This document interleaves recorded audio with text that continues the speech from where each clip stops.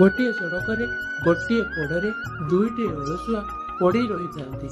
ଜଣେ ଲୋକ ବୁଝେ ପାଚିଲା ଆମ୍ବ ନେଇ ସେଇପଟେ ଯାଉଥିଲା।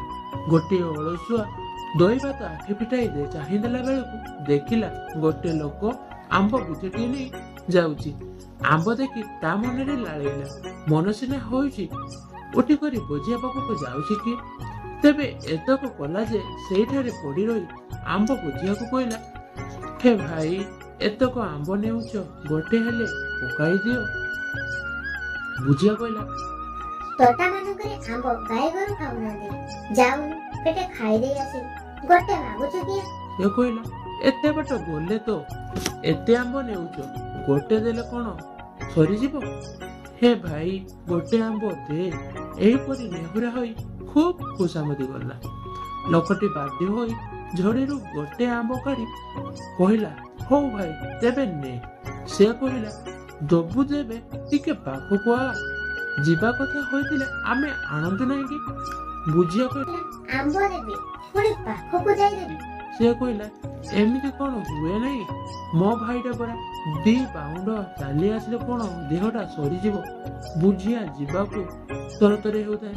ସେ ଦେଖିଲା ଯେ ୟା ପାଖରେ ଆଉ ସମୟ ନଷ୍ଟ ନ କରି ଆମ୍ବଟିଏ ଦେଇ ଶୀଘ୍ର ଯିବା ଭଲ, ନହେଲେ ଡେରି ହେବ। ଇଆ ବିଚାର କରି ସେ ତା ପାଖକୁ ଆମ୍ବ ଦେବାକୁ ଚାଲିଗଲା। କହିଲା, ହଉ ନେ। ସେ କହିଲା, ଭାଇ, ଏତେ କଥା ତ କଲୁ, ଏବେ ମୁଁ ହାଁ କରୁଛି, ଆମ୍ବଟା ଟିକେ ମୋ ମୁହଁରେ ଚିପୁଡ଼ି ଦେ।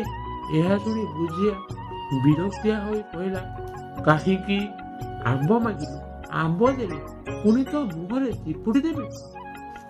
ତାପର ଅଳସୁଆ କୁ ଆମ୍ବ ଦେବା ଉଚିତ ନୁହେଁ। ପୁଣି କଣ ଭାବି ତା ମୁହଁରେ ଆମ୍ବଟା ଚିପୁଡ଼ି ଦେଲା। ଏହା ଦେଖି ଆର ଅଳସୁଆ କହିଲା, ଭାଇ, କହନା କହନା, ଏ ଶଳାଟା ଭାରି ଅଳସୁଆ। ତା କଥା ଶୁଣିଲେ ପରା ମୋର ରାଗ ହେଉଛି। କଣ କରିବି? ଏଇଲାଗି ପରା ଗୋଟେ କୁକୁର ମୋ ମୁହଁରେ ମୁଦୁଛି। ଏ ଶଳାଟା ବଲ ବଲ ବଲ କରି ଚାହିଁଛି। ଏଇଟା ଏଡ଼ିକି ଅଳସୁଆ, ଏମିତି ଅଳସୁଆକୁ ମୋଟେ ଆମ୍ବ ଦେବା ଉଚିତ ନୁହେଁ। ଏହା ଶୁଣି ବୋଝିଆ କହିଲା, ସବୁ ବୁଝିଲି, ଏଇଟା ଏବେ ଅଳସୁଆ ତୋ ମୁହଁରେ କୁକୁର ମୁଦୁଛି, ଅଥଚ ତୁ ନିଜେ ଘୋଡ଼େଇ ପାରିଲୁ ନାହିଁ।